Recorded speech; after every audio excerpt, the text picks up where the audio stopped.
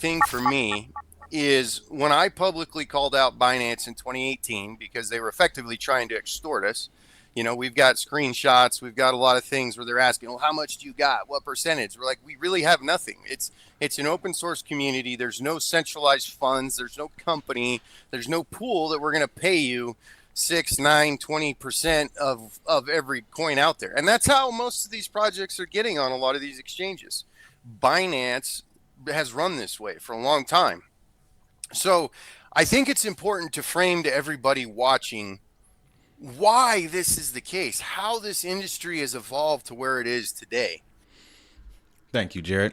That's exactly what we're going to do in this episode. Welcome. You're watching another edition of DHN Crypto. Yeah, it's a late night edition because the research I'm going to share with you in this episode is very compelling. Some of you may be familiar with the gentleman at the bottom left-hand corner of the screen in front of the blue and black checkerboard background.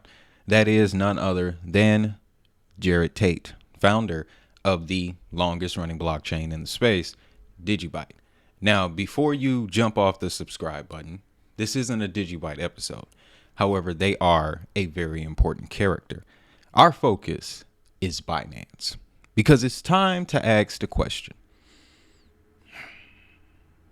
do they have too much control? What we're going to do is break down some evidence here, some stories that I have collected over the years, and the stories that Jared shared in this podcast. You see, recently he appeared on the Digital Gold Talk podcast on X. It's a pretty great podcast. I would definitely recommend checking it out. The focus of the conversation was to raise awareness about the shady listing practices from centralized exchanges, particularly Binance.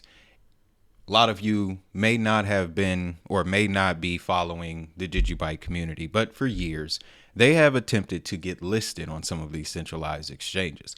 There's absolutely nothing wrong with the project, zero downtime. The technology is just as innovative as some of the other assets that we cover on this channel. But for whatever reason, they can't seem to get the same respect from these centralized exchanges as a fart coin or some of these other meme coins. Guys, this has been going on for about 5-6 years now. Okay? 5-6 years. And the evidence that they have gathered has reached a peak. And that's what I want to break down in this episode, because a lot of what he says lines up with the research that we have done on this channel. Can't wait to break it down to you guys. Now, you know, we got to do a little bit of housekeeping before we dive into the clip. I got a couple clips for you. This research takes a lot of time, guys. So the best way to support the channel, head on over to bio.site/DHN Crypto. There you can access our digital library. I know there's a lot of noise in the crypto space. That's why I created this library, these digital documents, so that way you can have the power of knowledge about blockchain right in your hands. So again, links to the digital library will be in the description as well as the pinned comment. So now let's get into this, and I'm going to do my best to keep it under 30 minutes because I got a lot to show you. But let's dive into this clip. The first portion of it, he's going to go into describing how China has gained control of this market through Binance. Yeah, it's big. But don't worry. I'm going to show you some evidence that'll really make you think about what he's saying. Won't sound too crazy then, I tell you that. Let's dive in. And, you know, I've told a lot of people this in private, but I've never really shared this publicly until this weekend, especially after what happened on Friday. I mean, it was just so blatant in your face. You know, I shared this post. If you go to Binance and you look at every altcoin and you look at the chart and you look at all these coins that in one candle, one 15-minute candle went down I think Digibyte was down 67%. ADA was down 72. In Raven Coin, 99%. Every single alt, thousands of altcoins in one candle on one exchange were down 100%, 60%. I think even Cardano is down 75%. I mean, Let me know in the comments if you guys witnessed this too. I heard a lot about it, saw a lot of screenshots. I didn't personally witness it myself. I was kind of busy this weekend. I didn't really look at the charts, but let me know down in the comments if you saw the same things. you're talking multi-billion projects, and I've never seen this. I've been watching crypto markets on a daily basis since 2012, and I've never seen this. And it brought me instantly back to 2016. Here we go. Now, just to verify, people who have been watching this channel for longest time, since the early days, know I covered Digibyte quite frequently. Like I said, it was one of those utility assets that was being picked up in emerging economies. There was one story we were covering ties to the Digibyte blockchain from a mega retailer in the Middle East called Lulu Financial. It got deep, ladies and gentlemen. The UAE, as a matter of fact, one of the first assets that they were looking to adopt, this was 2020, 2021, was Digibyte, ladies and gentlemen. So this gentleman here, Jared Tate, out of all of the founders that I follow in this space, this one appears to be the most genuine, honestly, because he just comes off like a regular guy, man. He's just a smart regular guy, very smart regular guy. He also dabbles in AI and other things like that. This is just a smart man, real genuine guy. And I'm telling you that as someone who has followed his movements, even when he left the space for a while, he had a valid reason, a very valid reason. You're trying constantly to get a network listed honestly and admirably, but you keep running into crappy gatekeepers that just won't give you the time of day. I'd get fed up too. But the silver lining is the knowledge you gain when you go through those experiences. Let's check this out here. I was invited to speak in Beijing, China, and I went there for something called the Global Blockchain Summit. And I actually shared a picture of this, me on the speaker agenda, and the summary and the conference advertisement, right? And while I was there, keep in mind that this is 2016, 3 years before Xi Jinping had announced the One Belt, One Road initiative for the vision for the Chinese century. And I think it's important to highlight the way the Chinese work. They think in decades. They've got a 100-year plan as a nation. We don't think that way. We think in 2-year congressional cycles in the United States. And because of that, and because of the regulatory indecisiveness it's been happening in the United States for the last decade, we've ended up in this situation where China controls the entire global infrastructure and back end and clearinghouses for crypto. So let's start right there, because I believe that is the most compelling piece of information. Yes, Digibyte does need to be listed in more places. If, as a matter of fact, if you're looking for a place in the States to get Digibyte, Uphold is where I first bought Digibyte, and it's where I've been buying Digibyte ever since. I don't hold any right now. Full disclosure, I don't hold any right now. But if you're looking for a place to get it in the States, which I hear is a major problem, Uphold has never disappointed me. To that point, we got to give Uphold a little bit of credit, because they showed the same respect to XRP when they were having their legal issues. So this particular podcast was focused around a discussion to encourage a potential class action lawsuit to address some of the losses and damages for Digibyte holders over the last few years because of these malicious listing practices. That I totally get. And I believe that the people involved with that, Arizona Senator Mark Fancham, and another senator out of Idaho, forgive me for not remembering his name right now, but they're going to pursue that path. This information here, though, impacts all of us, because if Binance does have control over this market, it would explain a whole lot. I personally believe it would explain price suppression across many assets. Many assets have felt price suppression. I see it in all types of communities. And with Binance being the biggest exchange, if anyone was going to be able to suppress the price of an asset, it would be the biggest exchange that is moving that asset. So that makes sense. But let's dig into the China narrative, guys. He was talking about a meeting that occurred in 2016 or 2019. Centered around the Belt and Road, an announcement from President Xi Jinping in relation to blockchain. And I have that for you right here. You can see the date, April 26, 2019, Beijing, ladies and gentlemen. This is information that I have been researching for the last 5 years. I put bits and pieces of it in the BRICS Pay documentary that we published about a year ago. That one's publicly available if you want to check it out.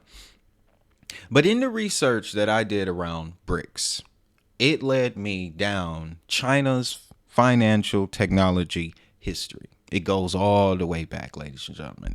Keep in mind, Bitcoin got popular on Chinese message boards in 09, 10. That's where the popularity began. And then, of course, everyone believes Satoshi is Chinese. That's what everyone has come to the conclusion of. But in the process of digging through BRICS, I learned about China's financial technology prowess. They were working on a digital currency, the digital yuan, as far back as 2014, ladies and gentlemen. So when Jared says China has a 100-year plan, that's no joke. That's something I've heard ever since I was a child. But this particular announcement right here in 2019, I have a particular section highlighted where he goes, remember where Jared mentions they have a plan to digitize the One Belt, One Road, which is formerly known as Silk Road. Well, in that letter, it states innovation boosts productivity. It makes companies competitive and countries strong. We need to keep up with the trend of the fourth industrial revolution. Jointly seize opportunities created by digital, networked, and smart development. Explore new technologies and new forms and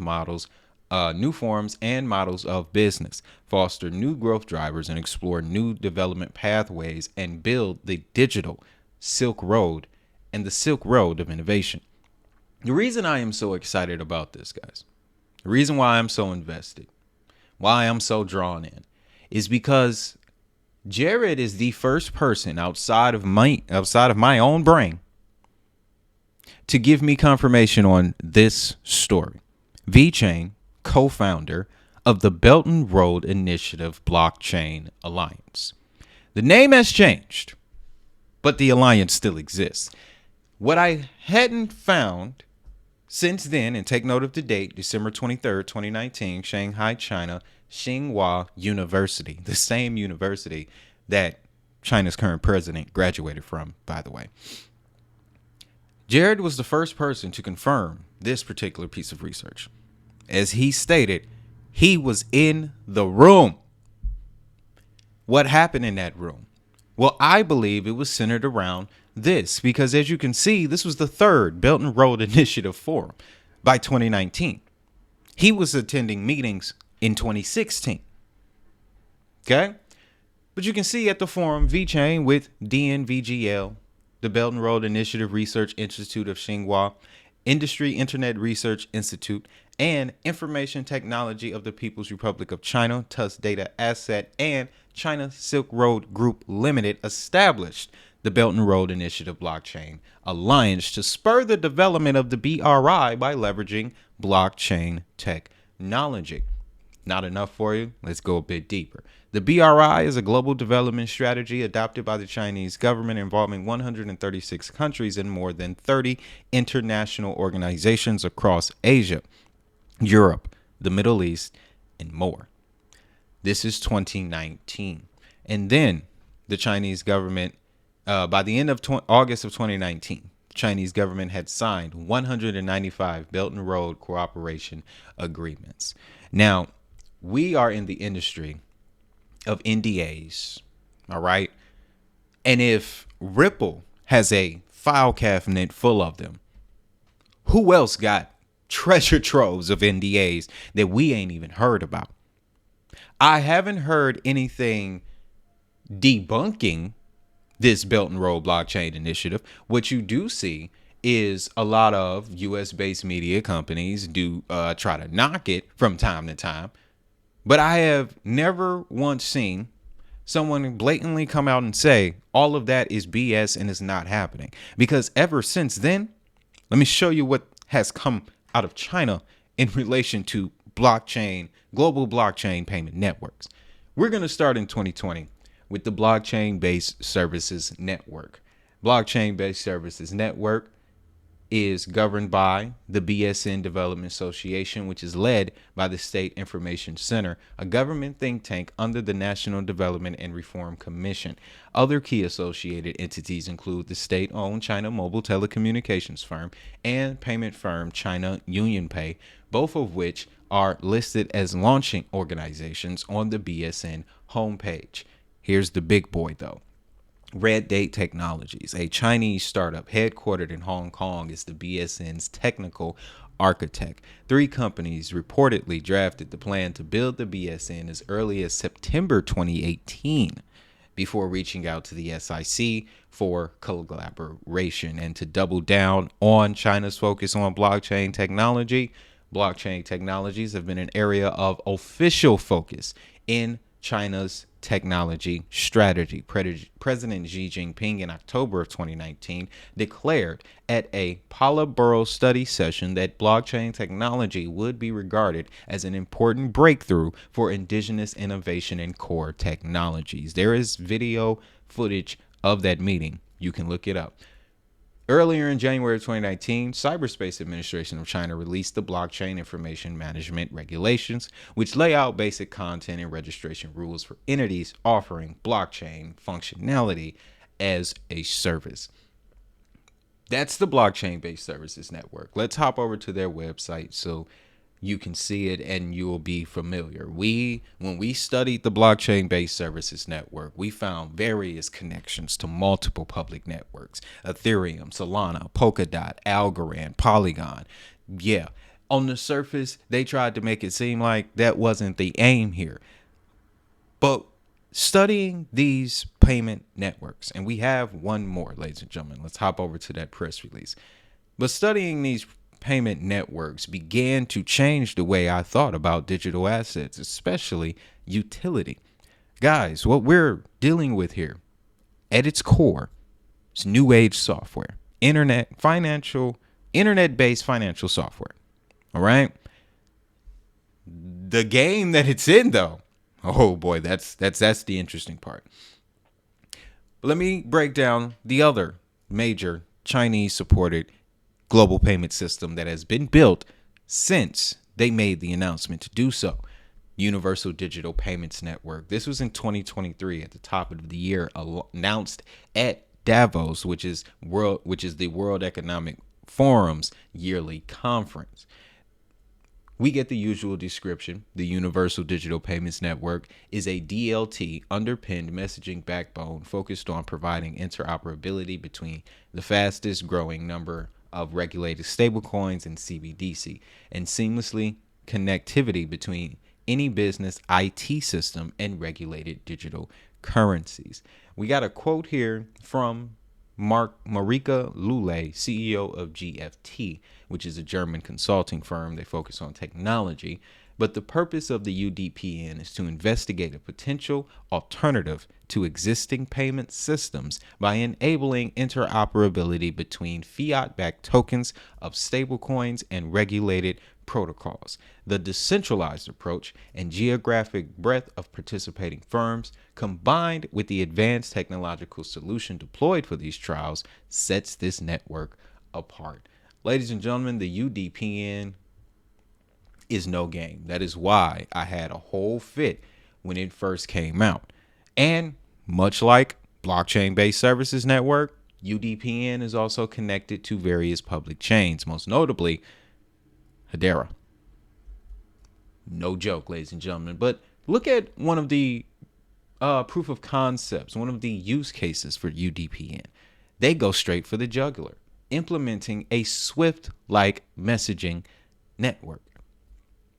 So, to the point of China being able to build out a global payment clearinghouse, as he described it, oh, well, yeah.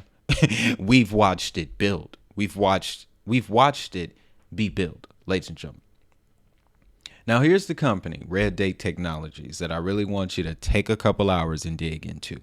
Since their founding in 2014, Red Date has been on a journey to pioneer the next generation of digital infrastructure.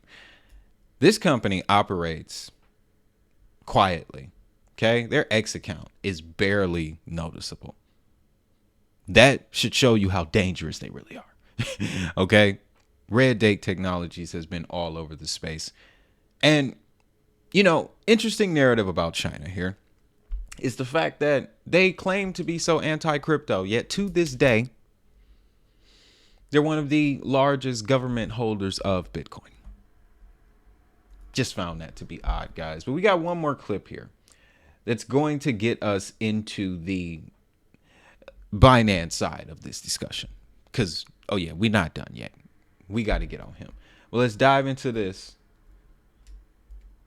First of all, there's never been a reason given. And of course not. And it hasn't just been myself, but it's literally been.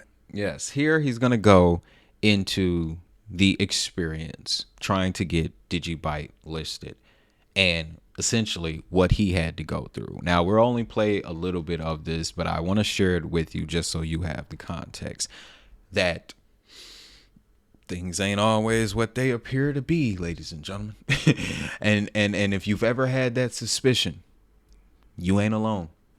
Numerous community members everywhere, from a foundation in New Zealand to a foundation in the Netherlands to a Delaware company. There have been numerous attempts from different groups that have tried, and we've never once been given an explanation for any of the three exchanges why. And I think the very first time, for the longest time, Coinbase only had Bitcoin, right? I think the first 3 or 4 years. Yeah. Then I think after the 2017 run, which, by the way, a lot of people don't realize, in 2017, I believe it was June or July, I went to Singapore for they called it Tech for Integrity Challenge. And I gave a presentation about Digibyte in the room where people from Microsoft, I believe it was Citibank. Citibank was hosting it, and then also some of the other big banks. And that was the first time we'd ever kind of had a breakthrough to get in the room with some of the big boys, right? And during that process, there was a lot of attention on us, and I'm not going to take credit for it, but we kind of kicked off that 2017 run, and I ended up down at the Cayman Islands talking to one of the head compliance officers, trying to be able to get a jurisdiction that could actually be crypto friendly, because back then there was nowhere. And I ended up sitting down with this compliance officer, explaining the potential of blockchain for cybersecurity, for the future of secure payments, because the blockchain can do a lot more than just payments, right? Well, anyway, 2 weeks later, that person changed their mind, and then you had all these ICOs getting launched out of the Cayman Islands. So it kind of went crazy from that point. But about that time, you started hearing about Binance for the first. And to me, I was like, where did this exchange come from? And one of the things they did is they had a Twitter poll saying, should we launch and add Digibyte next? And our community embraced it, and they're like, heck yes. Well, they never did. And that's when the shakedown started. That's when they started asking us, well, how much money do you got? Et cetera. Well, by that point, I publicly called it out, and there was a lot of drama there, but I was transparent. I'm like, I don't think this is right. Well, the point I'm trying to get at is that precedent was set where you had to pay to get on an exchange, and there was a lot of money that they made in that cycle. I'm sure they made billions in 2017, 2018. That's what established Binance as the front runner. It's about $2.5 billion, according to the SEC case, between 2017 and 2020, Jared. 2.5 billion. So to that point, guys, the question that is raised from that conversation: are centralized exchanges the gatekeepers for the crypto space? It's a very valid question, ladies and gentlemen, because when you really think about it, you don't find out about a token unless it's on an exchange. So I pulled up this article here, courtesy of Aura, and it just kind of gives us some hindsight on how a centralized exchange could potentially play that role. Let's go down to the portion understanding centralized gatekeeping. Gatekeeping in the context of centralized exchanges involves a rigorous evaluation process where exchanges assess potential listings against a set of criteria. The processes are generally not fully transparent or open to the public. While many centralized exchanges publish general guidelines and criteria for listing new assets, the detailed evaluation process, discussions, and decision-making aspects are typically kept confidential. This is very true, guys. A couple examples would be this year we have been following PYUSD's migration to several networks, and we know that there is a process that they have to go through with the New York Department of Financial Services, if I'm not mistaken, to receive some sort of non-objection letter. Obviously, with that, there comes an evaluation process. Now, there isn't a way to find out what this evaluation process is. So that does open the door for just about anything to be occurring behind the door. You get what I'm saying? So in that aspect, gatekeeping is definitely possible by centralized exchanges.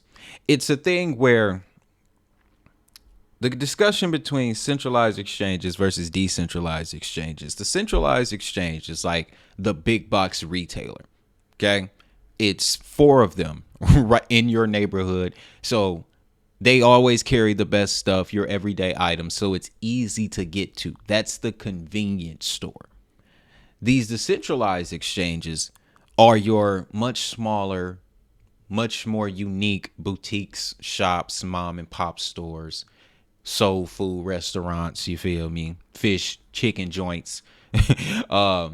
Those places, smaller, sometimes harder to get to, but once you get there, that food is, you know what I'm saying? So that's kind of the situation there.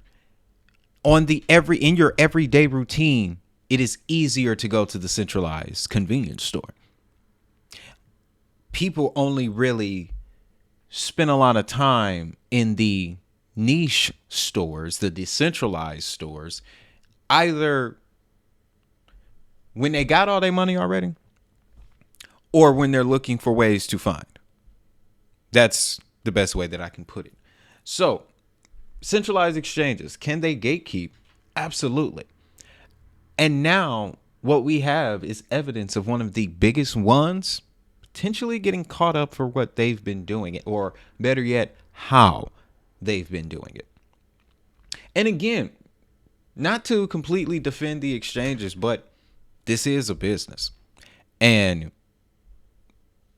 once one person figures out something, the market is going to copy it.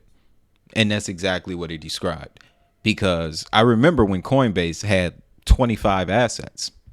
I remember that. Then all of a sudden they started posting future listings, and then the market went crazy because of the Coinbase effect. So the listing process in crypto has always been sketchy since I've been in the space. It's always been sketchy. But as we land the plane, folks, let me run you through the Binance narrative over the last couple of years, guys, because yes, they had their ICO 2017, raised about $15 million in 60 minutes. It was $60 million in 15 days. Yeah, $60 million in 15 days. Typical ICO business, okay? What made Binance stand out, though, was unlike the rest of the ICOs, they actually produced their product, which was the Binance Exchange. BNB started on Ethereum. If you didn't know, BNB was an Ethereum project. But ICO came, they launched the exchange, they made enough money to form the BNB chain, the Binance Smart Chain, and here we are.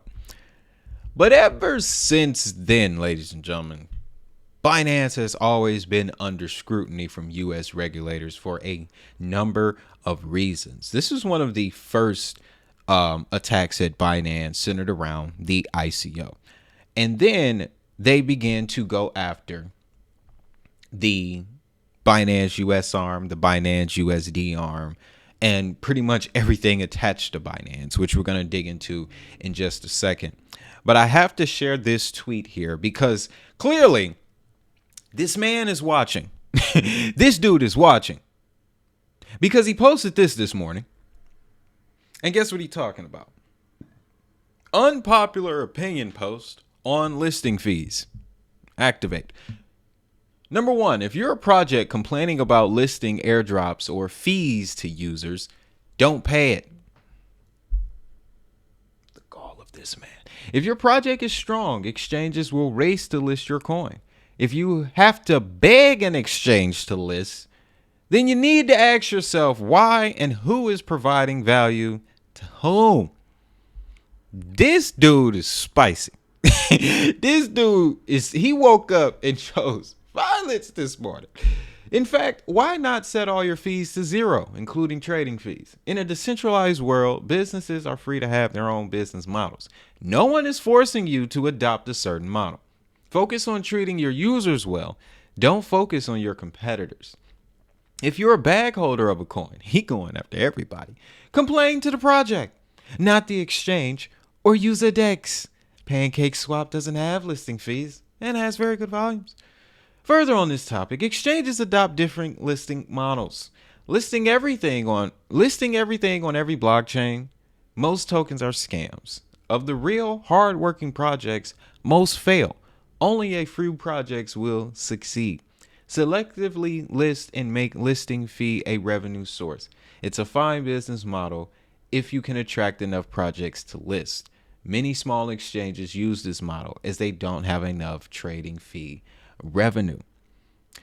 That's very interesting. Okay? I'm not about to defend his attitude here, but he does make a point about the business model aspect. Okay? At the end of the day, that's what this is. This is what I'm doing. What this YouTube channel, it's a business, and I have to nurture it as such. Okay? Which is what took a couple of days to put this content together because I had to package it properly. But he has a point about the business models. Okay? We can't dispute that. I think he also has a point about the product because, and this just fits perfectly, Micah's utility requirements suggest or demand that a utility token be connected to a product or service, directly to a product or service. If your token is simply used as for transaction fees, then that's not a utility. It's not a utility. It's a gas token, which now, thanks to different innovations, gas fees can happen on any network. So, to that point, okay, I hear you. I just wanted to share that because it definitely read like his social media team been fishing around. All right. I'll just share that. But the story ain't all roses for you, Mr. CZ. It's not. It's not really. Okay, let's go back to 2019. This is when Binance had apparently been kicked out of China.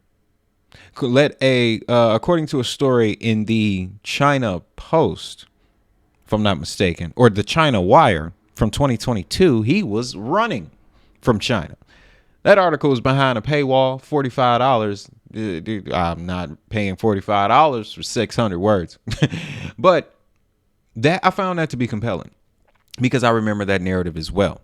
But in 2019, Binance was rumored to be planning new office in Beijing and first presence in China since 2017, right?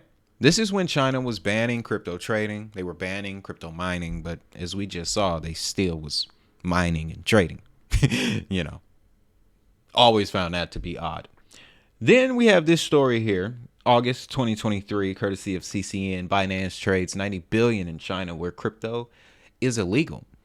So this did not look good while fighting the narrative that Binance isn't a Chinese company. You're moving almost $1 trillion in a country where you're legally not supposed to be. Wonder why the U.S. got on y'all so quick.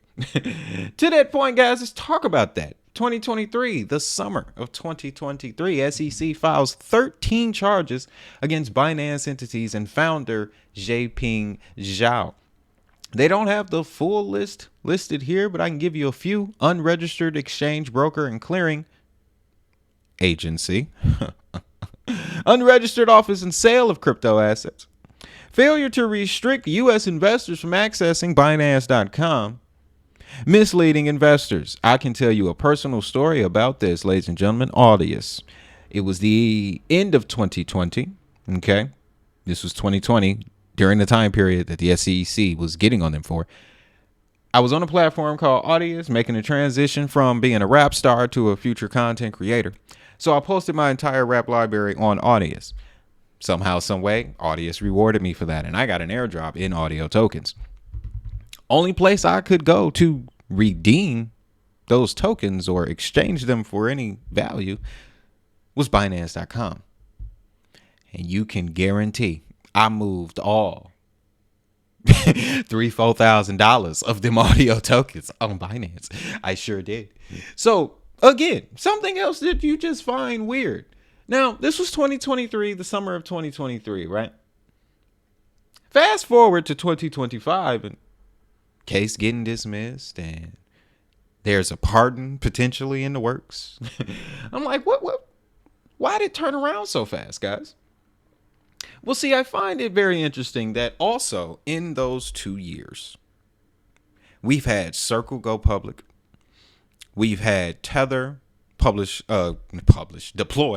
its own stablecoin chain. Stripe, Visa, Citibank, JP Morgan, HSBC. Banks and fintechs all over the place are all about stablecoins now. Because wrapped up with the SEC case was the Binance USD stablecoin. Now, a lot of people forget that BUSD stablecoin had a control over the stablecoin market. The initial pop for the stablecoin market was through Binance USD. I have always speculated that Binance USD got too big and the US wasn't ready. Like Jared mentioned, China already has their regulatory blueprint for digital assets. They've had it about 5 years now. 5 going on 6 years they've had this. So as the rest of the world, especially China, is moving at a rapid rate towards these assets, the United States have used legal measures to hinder the networks that are moving faster than they are. Ripple, XRP. And in all honesty, 2026 could very well be Digibyte. But that's later. Let me share this little tidbit with you as well. The case was separate from Binance's November 2023 guilty plea and $4.32 billion criminal penalty for violating federal anti-money laundering and sanctions through lapse in internal controls. Zhao himself pleaded guilty to money laundering violations, stepped down as CEO, and was released from prison last September after serving a 4-month sentence just in time to see Donald Trump take the White House. $4.32 billion criminal penalty and you only serving 4 months? That don't ever make sense to me. Not to mention, leading up to this, all you did was post the number 4 on your social medias, which is why I'm still holding up the number 4. Just another reason that just things are just weird. Okay. But that was then. And here we are now. It's 2025 and a Beijing-based China Renaissance is investing $600 million in Binance's BNB. But here's the kicker, ladies and gentlemen. Oh boy. The investment push is being coordinated in part by YZI Labs, the family office of Binance co-founder Jinping Zhao, CZ. According to sources speaking with Bloomberg, like fans, Zhao was released from U.S. federal custody last year following his plea deal with the Department of Justice. is going on here? I'm finna start doing some high level white collar crime because clearly the punishment is not that bad. Kidding. But guys, the craziest point is these two sentences right here. Under the arrangement, YZI Labs and China are expected to co-invest $200 million into the digital asset fund. The remaining $400 million will be raised from private backers and institutional participants. If completed, the raise would establish a publicly listed digital asset treasury company in the United States to accumulate and manage BNB holdings as a primary treasury asset. Hold on, there's more. BNB nears $1,200 as China Merchants Bank tokenizes fund on BNB. BNB Chain and Binance launched initiatives to shore up confidence, including a $45 million airdrop and a $400 million Together initiative. What I want to know about this new company here. So they're going to go into the initiative. I should have had this highlighted, but this is recent news. They are doing this in an attempt to, make their users feel comfortable about everything that happened because everybody's pointing fingers at Binance for this recent flash crash. But at the same time, China Merchants Bank International tokenized its USD money market fund on the BNB chain, issuing two tokens, CMB Mint and CM Buy Mint, for accredited investors via DigiFT and on chain. Guys, this is a U.S. Treasury money. This is a U.S. money market fund on Binance being supported by a Chinese company. It don't get no. Actually, it does. So here's the final leg to this story. Okay. And just to clarify what I'm getting at here, Jared is alleging that China, through Binance, has been able to gain outsized control of this market. What I have shown you in this piece is the evidence that essentially supports that. It really does. I've shown you the global digital infrastructure that China has built, and I haven't even brought up BRICS. I have not brought up the BRICS payment system. I have not brought up BRICS digital currency messaging system, which is their messaging platform that is the alternative to SWIFT. Haven't even brought up BRICS Pay. I'm trying to keep it local here in the States, but Jared is alleging that Binance is China's Trojan horse to control the crypto market and subsequently control U.S. markets, because we've still peed them off with the way we use SWIFT in the early 2000s. China has been peed off about that ever since.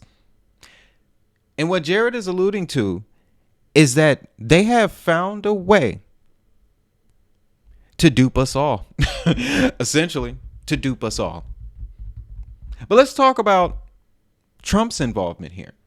We already know about $2 billion Abu Dhabi investment in Binance using his stablecoin. But I find it weird that now people are suggesting Binance had a deeper hand in developing World Liberty Financial, going as far as creating the stablecoin itself. So one could theorize that this is the new Binance USD, right? But it gets even wilder. You know it does. So back in 2022, Binance joined the U.S. Chamber of Digital Commerce to support crypto asset regulatory frameworks here in the United States. This is in 2022. So again, leading to the theory, if Binance is being used as a way to give China control, Binance is sitting in Washington, D.C., ladies and gentlemen. They're already there. Right? Check this out. U.S. Chamber of Digital Commerce backs Binance in fight against SEC. Of course you would. Of course you would, right? And then this summer, okay, full Trump administration is in effect. And remember, part of Trump coming in was to get part of his promise once he became president was that he was going to force the SEC to back up off of these crypto companies. Now, as you can see here this summer, Binance's new CEO, Richard Tang, joins U.S. Digital Chamber Commerce Advisory Board. So they're there. And they're also with, these are some other names too we should take note of. Caitlin Long, Custodia Bank, Sergey Nazarov, Chainlink, Jonathan Steinberg, CEO and founder of Wisdom Tree. Pretty big names. Names that we hear a lot of now, don't we? And then, just to cap this all off, guys, I find it interesting. Trump ran in 2016. He was president in 2016. And during that term, a lot of China's digital technology development occurred. Now we have the tariff situation, and let one side of the media tell it Trump and Xi are homeboys, but let the other side of the media tell it Trump is working for China. So it all just raised a lot of questions, guys. And if you're wondering, how in the world does this affect us? What if this is the black swan event? What if this bubbles up to the surface faster than what we expect? I don't know, man. I'm just here to share the research. So with that, I'm done yapping, guys. This was a long one, but don't forget to check out the bio site and get access to the digital library, guys. Prices will be going up soon. All right. There's some things that we got to get done to continue this mission to spread awareness of blockchain technology. But for right now, get your hands on these digital documents while they are still cheap and learn crypto without all the noise. With that, let me know what you thought about all of this down in the comment section. Y'all know what time it is. If that money is digital, so is the hustle.